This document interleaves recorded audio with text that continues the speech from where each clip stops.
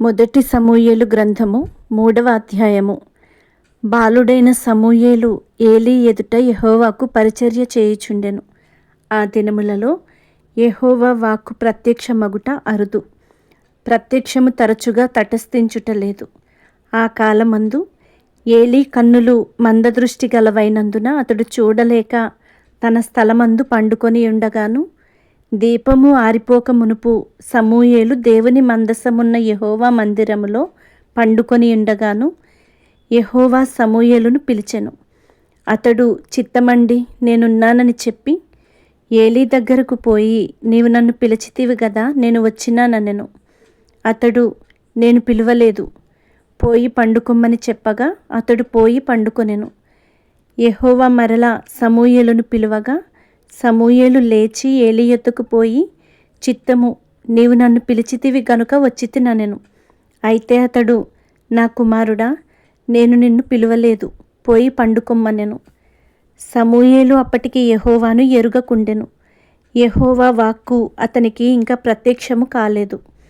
యెహోవా 3వ మారు సమూయేలును పిలువగా అతడు లేచి ఏలీ దగ్గరకు పోయి, చిత్తము, నీవు నన్ను పిలిచితివే, ఇదిగో వచ్చితిననగా ఏలీ యెహోవా ఆ బాలుని పిలిచెనని గ్రహించి, నీవు పోయి పండుకొమ్ము, ఎవరైనా నిన్ను పిలిచిన ఎడల యెహోవా నీ దాసుడు ఆలకించుచున్నాడు, ఆజ్ఞ నిమ్మని చెప్పుమని సమూయేలుతో అనగా సమూయేలు పోయి తన స్థలమందు పండుకొనెను.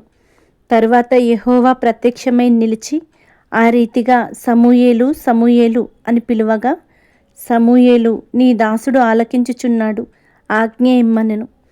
అంతటా యెహోవా సమూయేలుతో ఈలాగు సెలవిచ్చెను, ఇశ్రాయేలులో నేనొక కార్యము చేయబోచున్నాను, దానిని వినువారందరి చెవులు గింగురుమనును. ఆ దినమున ఏలీ యొక్క ఇంటి వారిని గురించి నేను చెప్పినదంతయు వారి మీదికి రప్పింతును, దాని చేయ మొదలుపెట్టి దాని ముగింతును.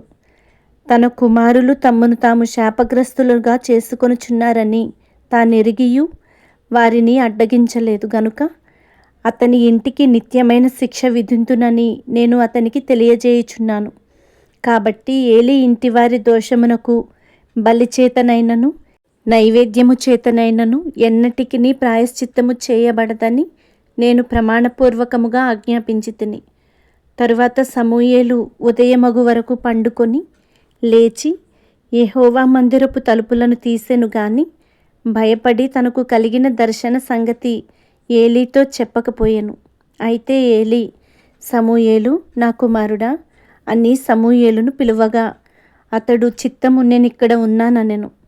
ఏలీ, నీతో యెహోవా ఏమి సెలవిచ్చెనో మరుగు చేయక దయచేసి నాతో చెప్పుము. ఆయన నీతో సెలవిచ్చిన సంగతులలో ఏదైనా నీవు మరుగు చేసిన ఎడల అంతకంటే అధికమైన కీడు ఆయన నీకు కలుగజేయునుగాకని చెప్పగా సమూయేలు దేనిని మరుగు చేయక సంగతి అంతయు అతనికి తెలియచెప్పెను.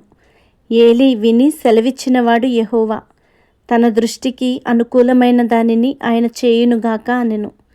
సమూయేలు పెద్దవాడు కాగా యెహోవా అతనికి తోడయ్యున్నందున అతని మాటలలో ఏదియూ తప్పిపోలేదు. కాబట్టి సమూయేలు యెహోవాకు ప్రవక్తగా స్థిరపడినని దాను మొదలుకొని బెయేర్షెబా వరకు ఇశ్రాయేలీలందరూ తెలుసుకొనిరి. మరియు షిలోహులో యెహోవా మరల దర్శనమిచ్చుచుండెను. షిలోహులో యెహోవా తన వాక్కు చేత సమూయేలునకు ప్రత్యక్షమగుచూ వచ్చెను. సమూయేలు మాట ఇశ్రాయేలీలందరిలో వెల్లడి ఆయెను.